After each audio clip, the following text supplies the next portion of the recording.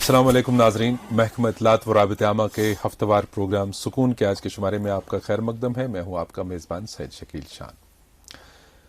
आज तक हमने तरह तरह के मेहमानों को यहाँ पर मदऊ किया जिन्होंने अपने शोबों के बारे में अपनी तजुर्बात, अपने मुशाहिदात हमारे साथ साझे किए। आज भी हमारी जो मेहमान शख्सियत हैं वो किसी तारुफ की मोहताज नहीं है। एक अच्छे आर्टिस्ट, अच्छे रिदमिस्ट, फोक के साथ जिनकी वाबस्तगी है, और इस रिदम ने जो फोक हमारे रिदमिक इंस्ट्रूमेंट्स हैं, मटका है तो मकनारी है, इसकी वजह से इन दो इंस्ट्रूमेंट्स ने उन्हें दुनिया भर के मुल्कों की सैर कराई। ये हैं अब्दुल रशीद शाह साहब। रशीद भाई, आपका बहुत बहुत इस्तकबाल हमारे इस प्रोग्राम। शुक्रिया जनाब। आप मुझे बताइए, चूंकि जिस एरिया से आपका ताल्लुक है बटसुम रफियाबाद जी, वहां के बारे में ये मशहूर है कि हर घर में एक गवैया है, हर घर में एक सिंगर है ना? या बिल्कुल, कोई उसमें साज कोई शक बजाता नहीं है। हाँ बिल्कुल, आप उसी इलाके से हैं। बिल्कुल, मैं बड़सुमा रफियाबाद से हूँ। हाँ। तो बड़सुमा जो एक मोहल्ला है वो 100 फैमिलीज पे वो मुश्तमिल है। सही। उसमें एक खास बात यह है कि 100 फैमिलीज में से 90 फैमिलीज वाबस्ता मौसीकी के साथ वो वाबस्ता है, और वो भी फोक मौसीकी, जो सिर्फ फोक के साथ। बिल्कुल। तो चलिए, एक अच्छा ऐसा इलाका है कि जहां से हमारी जो रिवायती मौसीकी है, हमारे तमद्दुन की पैरवी हो रही है किसी खास इलाके और से, अभी जिंदा रखे हुए हैं। तो नेचुरली जब आपकी भी बचपन में परवरिश उसी इलाके में हुई होगी, आपने भी देख देख के ही सीखा होगा अपने पड़ोस में जो या घर में बड़े बुजुर्ग हैं वो भी इंस्ट्रूमेंट्स बजाते थे या फोक संगीत के साथ उनका लगाव था। तो कब से शुरुआत हुई आपके शौक की? शकील साहब, एक्चुअली मेरी बरत जो है जहाँ पे मैं पैदा हुआ हूँ उसका नाम है चक्की सुडल हनवारा। मैं बेसिकली बड़सुमा में हनवारा। तो वहाँ पे मेरे नाना जी जो थे वो भी रबाब प्ले करते थे, तो मेरे फादर भी रबाब ही प्ले करते थे। तो फिर हमने वहाँ से शिफ्ट किया और बड़सुमा में रहने के लिए आए। अच्छा। तो ये 87 की बात है। तो जब मैं वहाँ पहुँच गया तो मैंने वहाँ पे सिर्फ म्यूजिक का ही माहौल देखा। अपने आसपास जिस घर में मैं जाता था वहाँ पे सिर्फ म्यूजिक ही बजता था, लेकिन सिर्फ फोक म्यूजिक। हाँ, फिर मेरा भी इंटरेस्ट बढ़ गया दिन ब दिन इसके साथ। तो फिर मैंने ज्वाइन किया। जब मैंने शुरुआत ही की तो मैंने जो कश्मीर के मशहूर मारूफ गुलकार है, किसी मतलब तारुफ के मोहताज नहीं है, मंजूर अहमद शाह। क्या बात है, मंजूर अहमद शाह साहब। तो मंजूर साहब से ही मैंने ज्वाइन किया शुरुआत से, और वो उनके साथ जुड़ गया। बिल्कुल वही मेरे उस्ताद रहे हैं। बिल्कुल, जमात में एज डांसर, अच्छा, फोक डांसर रहा मैं 7-8 साल तक। तो उसके बाद फिर मैंने मटका और तुबकनारी। अच्छा, आपने इसका इंतखाब किया कि जो फोक का रिदम होता है, जो फोक का रिदम है। तो फिर मैंने एक साथ बजाना शुरू किया वो। अच्छा, मटका और तुबकनारी। यहाँ पे जो आपकी एक आइडेंटिफिकेशन। बिल्कुल, मेरी आइडेंटिफिकेशन वही है कि मतलब यहाँ पे मटका अलग से बजाते थे, तुबकनारी वाला तो मैंने वो थोड़ा सा एक उसमें ना किया कि मैंने एक साथ वो बजाना शुरू किया, और अल्लाह के फजल करम से वो काफी बिल्कुल मकबूल हुआ। और तो फिर मैंने मतलब यहाँ से आपकी शुरुआत हुई। बिल्कुल, यहाँ से शुरुआत हुई। तो मंजूर अहमद शाह साहब नामी गिरामी हमारे जो फोक फनकार हैं, उनके साथ आप काफी सालों से वाबस्ता हैं, अभी भी है। तो जहाँ जहाँ उनकी महफिलें आरास्ता होती हैं वहाँ आप जाते हैं। तो पहले आप बहिसते रकास एक डांसर के तौर जाते थे, अब आप उनके रिदमिस्ट हैं। इसके सिवा और कौन सा इंस्ट्रूमेंट आप प्ले करते हैं? इसके बाद मैंने, क्योंकि मैंने पहले ही अर्ज किया कि हमारे घर में ज्यादातर नाना जी, दादाजी मेरे रबाब बजता था, तो मैंने थोड़ा सोचा कि मटका तुम्बक के बाद में रबाब के साथ थोड़ा सा, हाँ, तो वो भी अच्छा आपने चलता रहता है। उसमें भी आप बिल्कुल माशाल्लाह जो अच्छी वीडियो क्लिप्स आजकल सामने आते हैं सोशल मीडिया पे, उसमें आप कहीं रबाब भी बजाते हैं? बिल्कुल, रबाब मैंने एक्चुअली यहाँ पे ना बैंड में रबाब कोई ज्वाइन नहीं होता था, तो मैंने उसमें कोशिश की। तो फिर मैंने बेंगलोर में एक उसी तरफ आना चाहेंगे कि बिल्कुल यहाँ का जो ये फोक का सफर आपका काफी मकबूल रहा मंजूर अहमद शाह साहब के साथ, और काफी और भी जो फोक पार्टीज हैं उनके साथ भी आपने संगत की। फिर आपकी जरूरत महसूस हुई बड़ी सतह पे लोगों को, जो हमारे नेशनल हुकअप्स के प्रोग्राम होते हैं या स्टेज प्रोग्राम होते हैं, उस लेवल के प्रोग्राम होते हैं, तो वो मुझे बताइए कि वो सफर कहाँ से शुरू हुआ जब आप कश्मीर वादी से बाहर गए अपने इस हुनर को दिखाने के लिए, इसका मुजाहरा करने के लिए? बिल्कुल, यहाँ पे एक कॉन्सर्ट था तुर्कमेनिस्तान में, 2006 की बात है ये। अच्छा अच्छा। तो डॉक्टर रफीक मसूदी साहब सेक्रेटरी एकेडमी थे। अच्छा, उन दिनों। तो उन्होंने फिर मुझे तुर्कमेनिस्तान भेजा एज रिदमिस्ट, मटका और तुमक नारी, क्योंकि उन्होंने सोचा कि जहाँ पे मैं 2 लोगों को भेजूं, वहाँ पे मैं, क्योंकि जब फॉरेन टूर होता है तो उसमें काफी सारी चीजें होती हैं, लिमिटेड ही होते हैं, उसमें लिमिटेड होता है कि चलो बिल्कुल बिल्कुल जनाब, तो दोनों काम संभाल। बिल्कुल, उन्होंने मुझे वहां भेजा, तो वहां शायद वहां के ऑडियंस को पसंद आया मेरा। अच्छा, वो तुर्कमेनिस्तान, बिल्कुल तुर्कमेनिस्तान, ये 2006 की बात है। तो उसके बाद फिर मतलब वो भी किसी तारुफ के मोहताज नहीं है, पंडित भजन सोपुरी। क्या बात है, म्यूजिक की दुनिया के बिल्कुल हम बादशाह, बेताज बादशाह। तो उन्होंने बहुत सारे कंसर्ट्स किए हैं दिल्ली में, मुंबई में। तो उन्होंने मुझे बुलाया उसमें मटका और तुम्बक बजाने के लिए। अच्छा। तो फिर मैंने अपने साथ और लोगों को भी ऐड किया। अच्छा, यहाँ पे ये बात जानना जरूरी है, क्योंकि आप यहाँ पे फोक संगीत के साथ मटका और तुम्बक नारी बजाते थे। जब पंडित भजनलाल सोपुरी जी ने आपको मद्दू किया दिल्ली या किसी भी बिल्कुल किसी भी स्टेट में, तो वहां तो कश्मीरी फोक तो बजाहिर होगा नहीं, या होगा भी कहीं कहीं। किन किन संगीत की वैरायटीज में आपने वहां पे ये इंस्ट्रूमेंट्स बजाए? वहां पे वो क्या कर रहे थे कि एक फ्यूजन म्यूजिक बनाते थे वो, जिसमें मतलब मुंबई के आर्टिस्ट्स थे, मध्य प्रदेश के थे, कलकत्ता के थे, दिल्ली के थे। अच्छा। और कश्मीरी म्यूजिक और कलकत्ता म्यूजिक, बाकी इनका फ्यूजन कराते थे वो। तो उसमें हमने और मटके, जैसे कि हम यहाँ पे 1 मटका बजाते, हमने 4 बजाए। अच्छा। या 4 तुम्बक रखे हैं, 4 रबाब रखे हैं, 4 सारंगी रखे हैं। फुल ऑर्केस्ट्रा, बिल्कुल फुल ऑर्केस्ट्रा कश्मीर का और वहाँ के आर्टिस्टों के साथ, बिल्कुल उसका एक संगम बना दिया। बिल्कुल बिल्कुल बिल्कुल। तो ऐसे ऐसे चलता रहा। तो यहाँ से आपका दौर शुरू हुआ जब आप कश्मीर से बाहर गए।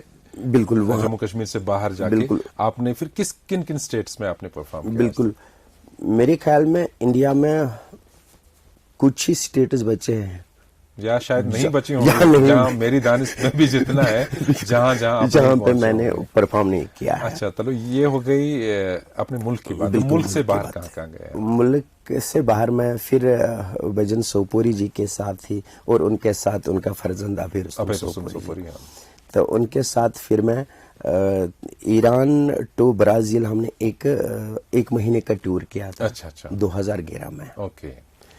तो उसके बाद फिर पेरिस फ्रांस में जी, जहाँ पे मेरे ख्याल में मैं भी आपके साथ में थे।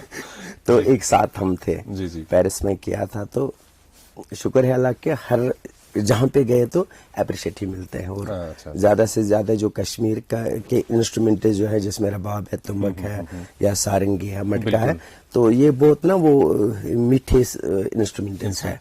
रशीद भाई, एक बात है कि यहाँ जो एक वक्त आया, यहाँ पे जो हमारी रवायती मौसीकी है, लोक फोक संगीत जो हमारा है, ये थोड़ा सा नौजवानों में रुझान कम होता जा रहा था। लेकिन अचानक से मुझे लगता है कि जब से आपने एक रिदम की जान डाल दी इसमें, बिल्कुल, क्योंकि नॉर्मली क्या होता था कि मटका बजाते थे, और फिर में धीरे धीरे उसमें तुमक नारी यूज हुई, उसके लिए अलग एक साजिंदा होता था, बजाता था। लेकिन जब से आपने इसमें कुछ वेराइटीज डाली, एक रवायत से हट के कुछ, मतलब म्यूजिकल टर्म्स में तिहाई या बाकी चीजें लगी वगी, ऐसे आपने तुमक नारी पे बजाना शुरू किया, तो मुझे लगता है उस वक्त से ज्यादा पॉपुलर होने लगा फोक संगीत। एक वजह यह भी है क्योंकि आजकल हम देख रहे हैं कि बहुत सारे नौजवान साथी हैं जो आज फोक म्यूजिक की पार्टियां बनाते हैं और माशाल्लाह अच्छा परफॉर्म करते हैं। बिल्कुल, एग्जैक्टली। शकील साहब, मैं एक रिक्वेस्ट करूंगा आपसे कि ये मैं नहीं कहता हूं कि मैं बजाता हूं, इतने सारे बजाने वाले हमारे कश्मीर में। शायद ज्यादा पहले शुरुआत की इस चीज की, और शुरुआत आप ही ने की 2 इंस्ट्रूमेंट्स बजाने की। बिल्कुल। एक तो वो है, दूसरा मुझे पता नहीं चलता, मतलब मैं खुद भी इसमें हैरान हूं कि जब मैंने मटका और तुम्बक बजाना शुरू किया तो बाकी जो लड़के हैं उनका रुझान बढ़ गया कि हम भी बजाएंगे मटका और तुम्बक। सही है।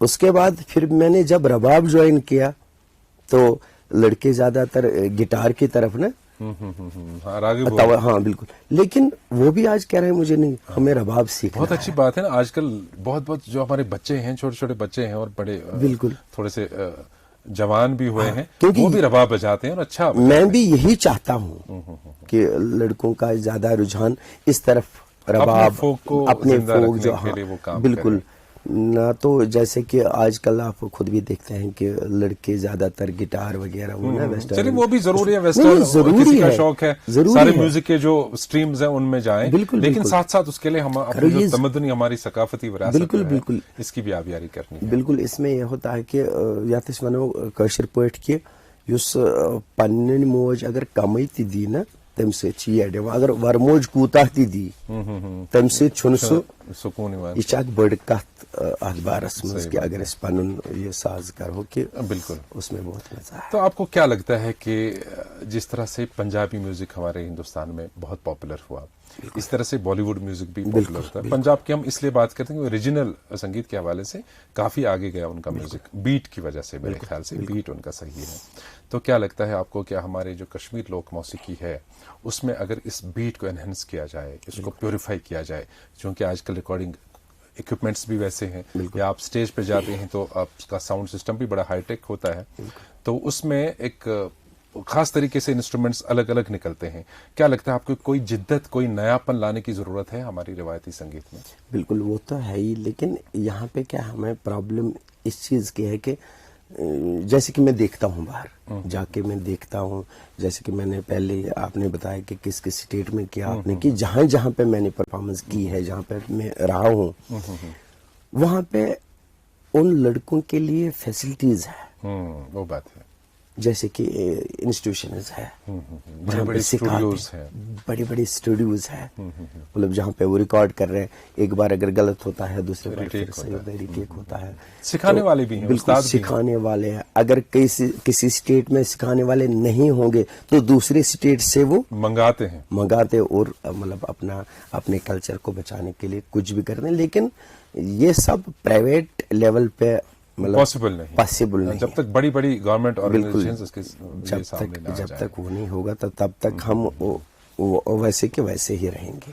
तो रशीद साहब, आप मुझे ये बताएं कि जो आपका मेन खासा जो है वो तो तुमकनारी ही है। बिल्कुल, मटका भी साथ साथ है, रबाबी और सारंगी, बहुत सारे इंस्ट्रूमेंट्स आप बजाते हैं। जो तुमकनारी असल कहाँ का इंस्ट्रूमेंट है? ये तुमकनारी बेसिकली ईरान का ही इंस्ट्रूमेंट है, और पहले जमाने में वहाँ पे लेडीज बजाते थे वहाँ। अच्छा। जैसे कि यहाँ पे भी पहले शादी ब्याह के मौकों पे, बिल्कुल शादी ब्याह वगैरह ऐसे ही मौकों पे बजाते थे। तो फिर ये आहिस्ता आहिस्ता, अच्छा, आजकल हम आपके हाथ में देखते हैं वो ईरानी तर्ज का एक तुमकनारी टाइप, उसको क्या बोलते हैं?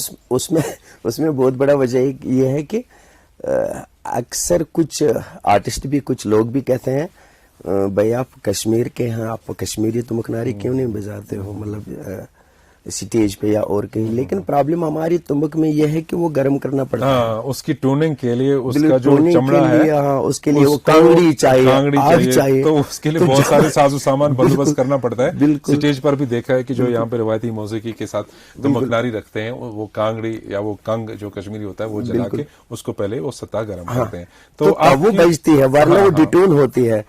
तो मैं कितने लोगों से कहूँ कि भाई स्टेज पे कहाँ से मैं कांगड़ी और आग लगा, उसमें ट्यूनिंग फैसिलिटी है आपकी। बिल्कुल, क्या कहते हैं उस इंस्ट्रूमेंट को? बिल्कुल, वो फाइबर की होती है, वो एक दरबका जैसा होता है, जैसे कि दुबई वगैरह बाहर तुर्किश वहाँ पे दरबका जो होता है वो ना नट पे जिसकी ट्यूनिंग मैनुअली की जा सकती है। बिल्कुल, हमारी तुमक में बस यही प्रॉब्लम है कि जो गर्म करना पड़ता है, बस वो बड़ी प्रॉब्लम है ना। तो मुझे जितना हमारी तुमक में जो साउंड है, टेस्टेड साउंड है, वो उसमें नहीं है। बिल्कुल, ये मैं एक्सेप्ट करता हूँ, लेकिन क्या करें, बदकिस्मती की वजह से जो गर्म उसका भी बदलते वक्त के साथ मेरे ख्याल से जो हमारे इनोवेटर्स हैं जो उस पर काम करें, जरूरत भी है उस पर सोचने की। अभी मैं भी सोच रहा हूँ इस पे कि, लेकिन कभी कभी स्टेज पे जो आउट स्टेज होता है वहां पे प्रॉब्लम होती है। अगर कहीं पे इन होते हैं किसी हॉल में, वहां तो हेलोजन भी इस्तेमाल कर सकते हैं। बिल्कुल, लेकिन शायद इसकी ये भी वजह रहती होगी कि ये जो मड का पॉट होता है, मतलब जैसे हम मिट्टी के बर्तन बनाते हैं, वैसे ही तो मखनारी का जो स्ट्रक्चर बाहर का होता है और उसके पीछे वाले साइड पे ये चमड़ा लगता है, तो उस वजह से भी उसका मीठा जो सदा उसकी जो